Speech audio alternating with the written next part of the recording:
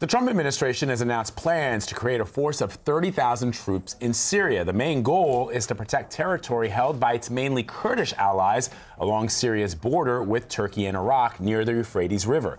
It's part of the Pentagon's plan to destroy ISIS and prevent the group from reclaiming new land in Syria. But Turkish President Erdogan is outraged by the latest troop surge. He's accused the U.S. of trying to form a, quote, terror army. Turkish forces have long clashed with separate groups of Kurdish fighters inside Turkey. Earlier this week, we talked to CBSN contributor and Signal newsletter writer for GZero Media, Gabe Lipton, about the latest.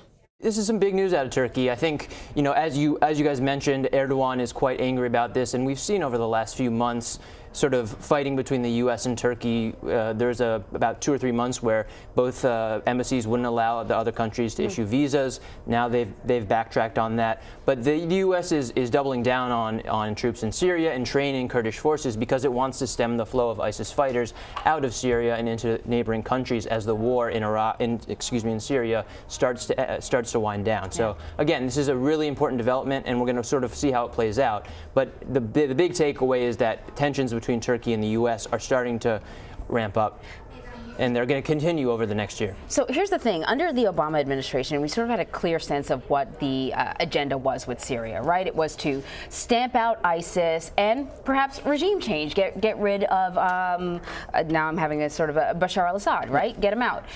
Under the Trump administration, things are a little unclear. Can we glean any more information from this latest move as to what the plan is? I think the reality on the ground in Syria is pretty set in stone. The Assad regime has basically taken control over the major cities, and it's not like the U.S. is going to reverse that, and it's not like we were talking a few years ago, Assad must go. Right. Really what this is about is the U.S. trying to, as I mentioned, stem the flow of ISIS out of the country, and to prop up its allies in Kurdistan and make sure that the central government in Damascus doesn't take these parts of the these parts of the country. So again, I think it's really about propping up America's Kurdish allies. But the bigger story, I think the more important story, is what we're starting to see is the development of tensions between the U.S. and Turkey. Turkey being a major U.S. ally in the region, a member of NATO. Traditionally we think of one of the main Muslim countries that the U.S. can rely on. And what President Erdogan said, we're going to strangle out this force. Those are pretty serious words, from a major ally. So again, I think as these tensions build, Turkey is likely to have an election this year. We tend to see the ramping up of anti-Western sentiment around these elections. That's something to watch out for in the coming year. But again, I think going back to your question, I don't think this is a change in policy from the Trump administration. I think really what it is an acceptance of the reality on the ground in Syria and a desire to bolster again, allies in the north. Right. To put a finer point on what Anne-Marie was asking, the United States has a long history of getting involved in these types of situations where they choose a particular faction, a particular group, a subset of what they may label freedom fighters, or those that can help them win a broader military engagement, in this case, to push back ISIS. And 5 years later, 10 years later down the line, we now have issues with that one particular group. And Turkey's point, I guess, is that, look, in siding with these Kurdish fighters, there are going to be issues that are going to be threatening as far as they see it to their national interests. What are those threats as Turkey sees it, and what are the long-term repercussions for the United States should they give this kind of autonomous power to the Kurds? Well, I mean, look, from Turkey's perspective, it's been fighting ostensibly an insurgency in the eastern portion of its country for 2 or 3 decades. So, from their perspective, it is a big deal, and they see this as they see Kurdish fighters as an existential threat. But again, I think it's also about the rhetoric. I mean, Erdogan is trying to position himself sort of as an anti-Western fighter. There was this big failed coup attempt in Turkey just 2 years ago, and he's really trying to get ready for elections that are coming up later in the year. So it is about